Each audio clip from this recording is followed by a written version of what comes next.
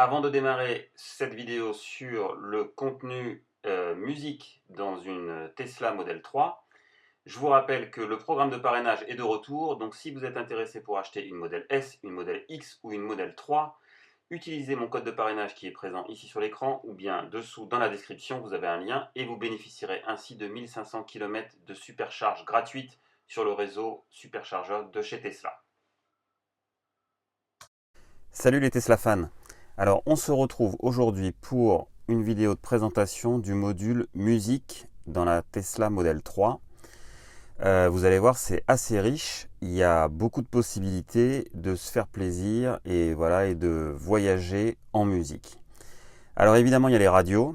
Alors sur la Model 3 il n'y a, pour les versions Europe livrées en France, que la bande FM et la DAB, donc la radio numérique, malheureusement qui est encore peu adoptée en France. Mais là, on en voit une, par exemple, voilà, Radio Star, qui est donc en DAB, ce qui est écrit en haut. Et puis si je bascule sur une autre radio, voilà, vous avez les FM. Alors évidemment, à chaque fois, il y a le son qui se remet, je suis désolé. Donc on a en fait dans la liste des stations un mélange, on ne peut pas sélectionner que les DAB ou que les FM. Il vous met dans la liste toutes les radios disponibles sur les deux systèmes de fréquences. Vous pouvez évidemment régler votre fréquence manuelle, mais dans ce cas-là, on ne peut régler évidemment que la fréquence FM. Je ne pense pas qu'on puisse régler les fréquences DAB, je ne crois pas que ça existe. Évidemment, vous pouvez définir des radios favorites. Donc pour ça, c'est très simple. Vous allez dans Station, vous prenez une radio. Et en haut, vous avez l'étoile qui vous permet de la mettre désormais dans la liste des favorites. Alors, on recoupe le son. Voilà. Donc ça, c'est le module radio. Ça marche plutôt bien. La liste est toujours actualisée. Des fois, le DAB met un peu de temps au départ à être capté parce que c'est un peu plus long pour qu'il fasse le scan de toutes les fréquences DAB, alors que les radios FM sont toujours disponibles immédiatement. Mais les DAB apparaissent en fait au bout de quelques secondes ou dizaines de secondes. Donc ça, c'était le module radio. C'était ce qu'il y avait de plus simple à présenter. Alors après, il y a le module USB. On va passer de l'autre côté. Alors en USB, il est capable de lire du MP3, mais aussi du FLAC, donc du non compressé. Alors j'ai chargé sur une clé USB deux morceaux. Malheureusement, en fait, je ne suis pas capable de les distinguer parce que j'ai pris le même dans les deux types. Voilà, donc il y en a un qui est en FLAC et l'autre qui est en MP3 d'assez bonne qualité. Bon là évidemment le son n'est pas très fort donc on ne distingue pas et moi je ne distingue pas à l'oreille la différence de qualité. En poussant un peu on peut effectivement distinguer. Alors on va mettre en pause. Et là en USB on peut retrouver un classement par artiste, par album et par dossier si vous avez créé différents dossiers sur votre clé USB, ce qui n'est pas mon cas. Parce que aujourd'hui je travaille plus avec de la musique USB, mais je peux comprendre qu'il y en a qui ont des fichiers sur leurs ordinateurs et qui souhaitent avoir leur propre playlist. Donc voilà, ça c'est pour le module USB, plutôt simple aussi, mais efficace puisqu'il traite le non compressé pour ceux qui veulent de la haute qualité audio. Ensuite, on va passer sur le mode téléphone. Donc quand on est sur le mode téléphone, il identifie les téléphones qui sont associés en Bluetooth. Donc là, en l'occurrence, j'ai mon autre iPhone qui est associé en Bluetooth. Et alors si je clique dessus, voilà, en fait, il est en train de charger en haut. Et alors, je n'ai plus de musique stockée sur mon téléphone. C'est comme ça en 2018. Donc en fait, il a lancé automatiquement mon application de musique, qui est en l'occurrence Amazon Music. Donc en fait si je vous filme mon téléphone, voilà, il est en train de jouer automatiquement et là je peux passer au suivant, Daft Punk Get Lucky, et on retrouve Get Lucky. Alors des fois il y a l'image, des fois il n'y a pas l'image, ça peut venir au bout d'un certain temps. On va passer au suivant pour essayer Maroon 5 et à l'écran Maroon 5, mais bon, là il n'y a pas l'image, mais des fois il y a l'image.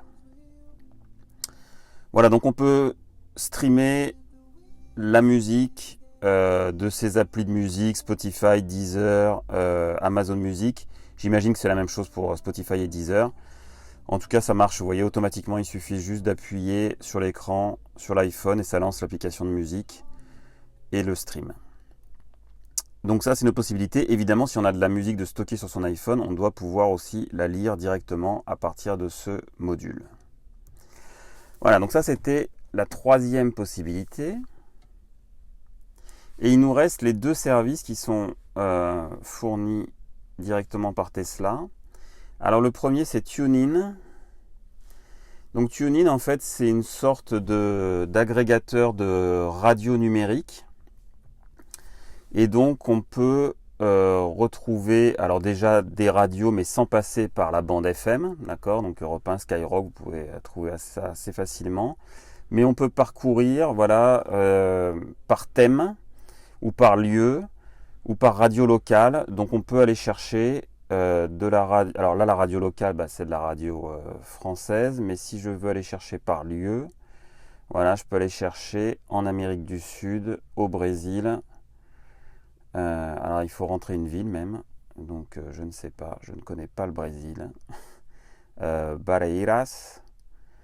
Et voilà, et donc j'ai des radios locales de Barreiras. Alors tiens, si on tape Europe, France, qu'est-ce qu'on va avoir? Ah oui, alors tiens, Aix-en-Provence. Alors est-ce qu'il y a vraiment des radios locales? Bof. C'est pas très très local tout ça. C'est pas local du tout en fait même là. Donc là c'est pas un bon exemple. Alors je sais pas, on va prendre une autre plus grosse ville peut-être. Bordeaux. Peut-être. Akouy FM. Ça doit être peut-être une radio locale. Donc voilà, ça permet d'écouter par exemple si on aime bien effectivement une radio locale qui ne capte pas dans la région où on est et on veut continuer à pouvoir écouter Akouy FM qui doit être une radio locale de Bordeaux, et on peut avec TuneIn. Donc ça c'est pour le local, mais ce qui est intéressant aussi c'est par type de musique. Voilà, donc là vous avez directement des radios par type. Donc si vous voulez des radios de jazz, il vous sort, alors vous voyez que le pays, donc de Grèce, du Danemark, d'Anvers, du Royaume-Uni, des États-Unis. Voilà, donc c'est un agrégateur de radio numérique. C'est plutôt pas mal et surtout ça fonctionne très très bien et ça fonctionne tout le temps. Je fais cette petite remarque par rapport à Spotify dont on va parler juste après. R&B, même chose, Pays-Bas, Royaume-Uni, Italie, France. Si on lance ça, vous voyez, ça part immédiatement. Ou alors aux Pays-Bas.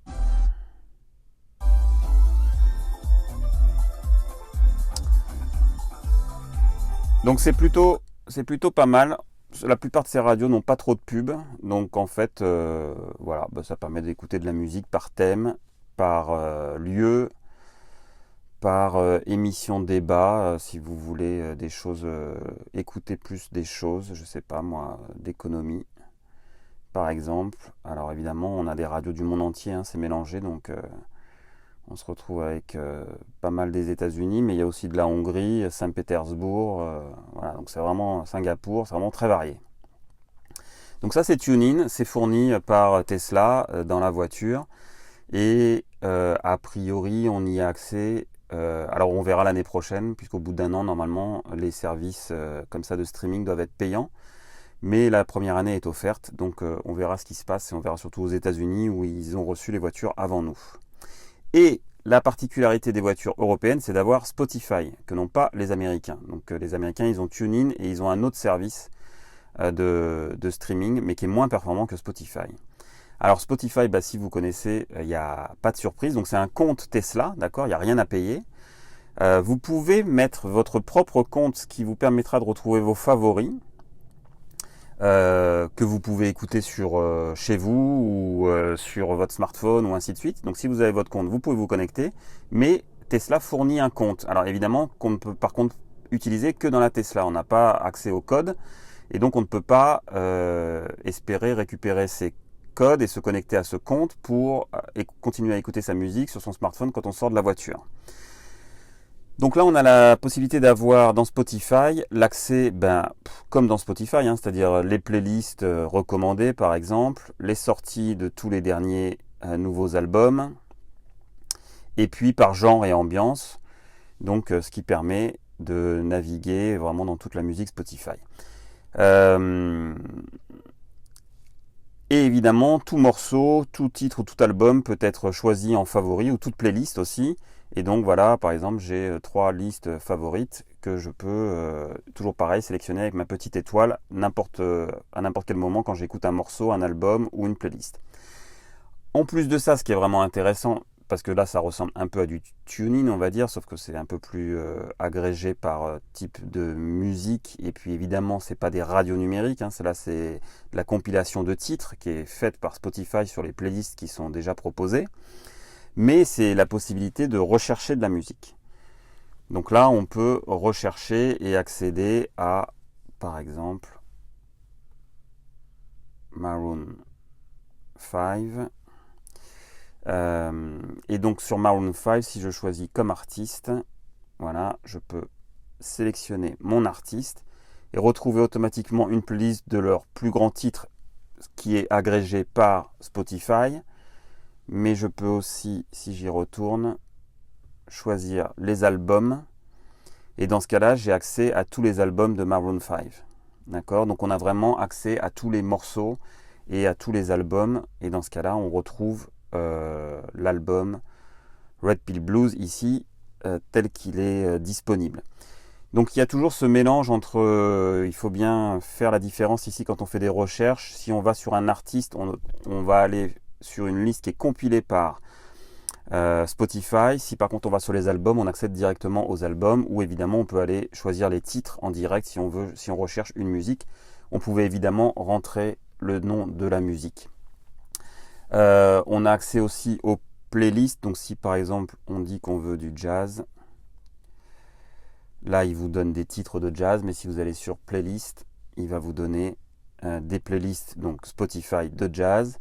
Si vous allez sur podcast, vous allez retrouver des podcasts qui sont donc plutôt de TuneIn. D'accord ? Donc en fait, le module de recherche sur TuneIn et sur Spotify. Et en fait, je viens de me poser une question et on va tester tout de suite. Mon morceau s'appelait Be Moved. Donc si je recherche Be Moved sur ma clé USB, est-ce qu'il va me la trouver ? Alors, Be Moved, playlist, podcast et titres. Ah oui, donc il me l'a retrouvé en bas, il m'a retrouvé mes titres. Donc le module de recherche aussi sur la clé USB. Voilà, donc c'est un agrégateur de recherche qui marche plutôt très bien. Ce qui est intéressant, c'est que ça marche aussi très bien avec la recherche vocale. Donc par exemple, on fait un test tout de suite. Écoutez Maroon 5.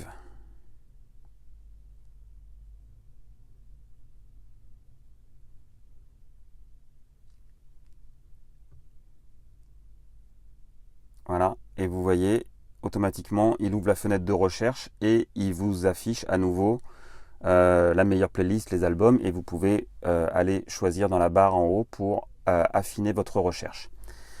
Donc je suis toujours assez épaté par ce module de recherche parce qu'il est vraiment très performant. On fait du mélange de français et d'anglais, par exemple, quand on recherche des titres anglais, et il est très bon pour ça. Il est évidemment aussi très bon pour des musiques françaises. Je ne sais pas, qu'est-ce qu'on pourrait rechercher par exemple. On va aller faire un exemple, je ne sais pas, là-dedans n'importe quoi. Alors en même temps, ça vous permet de voir la fluidité quand même du module. J'ai que 2 barres de LTE, donc de 4G, et c'est extrêmement fluide. Alors par exemple, voilà, Chris Malinchak, qui a un nom un peu compliqué. Écoutez Chris Malinchak.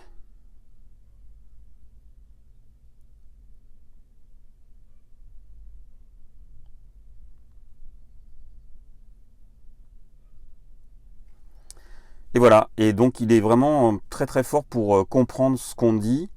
Et ça, c'est vraiment très agréable. Il m'a rarement mis en défaut. Donc, et là, je me retrouve donc avec ma playlist. Je sais pas comment enlever le clavier. Tiens, là, le clavier il reste. C'est pas grave. Et donc à nouveau, voilà, je peux aller dans les différents albums de Chris Malinchak. Donc voilà. Alors évidemment, après il y a le module réglage, des paramètres audio. Donc on a un égaliseur qui permet de choisir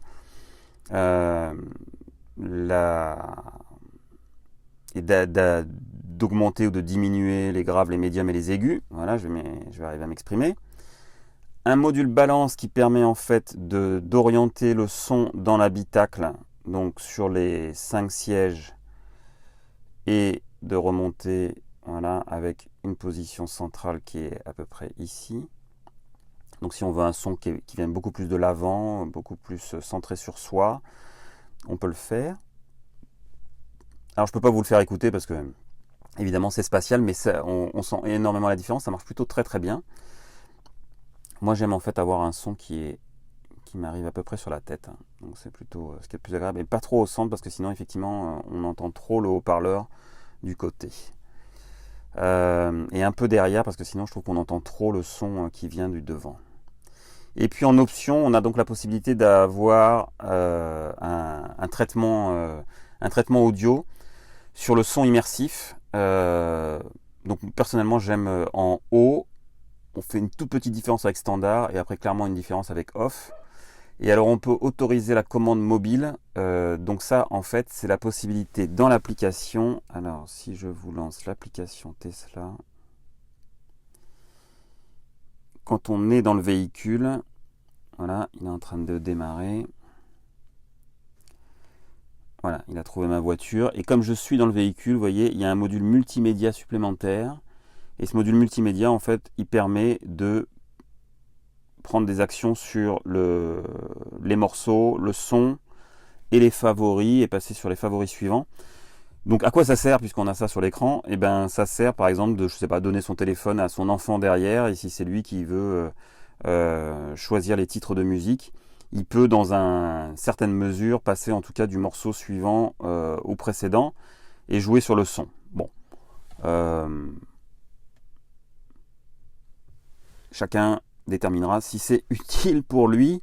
Personnellement, je ne l'ai jamais utilisé puisque j'utilise l'écran et si mes enfants veulent changer le morceau, et ben je le change pour eux. Mais donc on peut autoriser, voilà, ici la commande mobile. Donc voilà, ça c'est les paramètres audio qui sont disponibles dans le module. Ben, je crois qu'on a fait le tour de ce module musique qui est plutôt riche. Voilà, entre les radios, le streaming, Spotify. Donc ce qui est bien, c'est que si on arrive dans une zone où on capte pas, hein, parce qu'évidemment pour Spotify ou TuneIn, il faut que la voiture soit connectée soit à son réseau 4G à travers la puce SIM qui est fournie par Tesla, soit évidemment sur un réseau Wi-Fi, d'accord, on peut activer un réseau Wi-Fi. Donc si elle n'est pas connectée, dans ce cas-là, on n'a pas accès à Spotify ou à TuneIn. Il faut savoir que quand on est sur Spotify et qu'on lance un morceau, on va peut-être le voir. Alors, est-ce qu'on va le voir ici ou pas? Non. Sur la Model S, on voyait en fait qu'il téléchargeait à l'avance le morceau. La barre devenait un peu plus grise. Je vais couper le son. Donc on voyait en fait qu'il préchargeait le morceau, mais il le précharge. Donc en fait, on peut avoir des micro-coupures du réseau et on continue à écouter la musique. Et puis dès qu'il récupère le réseau, il continue à charger, quoi, un service de streaming normal. Mais si on est sur une zone où il n'y a vraiment pas de réseau pendant 1 ou 2 minutes, ou bien juste au moment où on change de morceau, et ben dans ce cas-là, effectivement, on se rabat sur les radios, sur la musique qu'on a éventuellement sur son téléphone ou sur sa clé USB. Donc on est rarement à court de musique. Voilà pour la revue de ce module musique dans la Tesla Model 3. Si ça vous a plu, abonnez-vous à ma chaîne, mettez un pouce bleu, mettez des commentaires. Je les lis et j'essaie de répondre à un maximum avec un grand plaisir. Et puis je vous dis à très bientôt pour une nouvelle vidéo.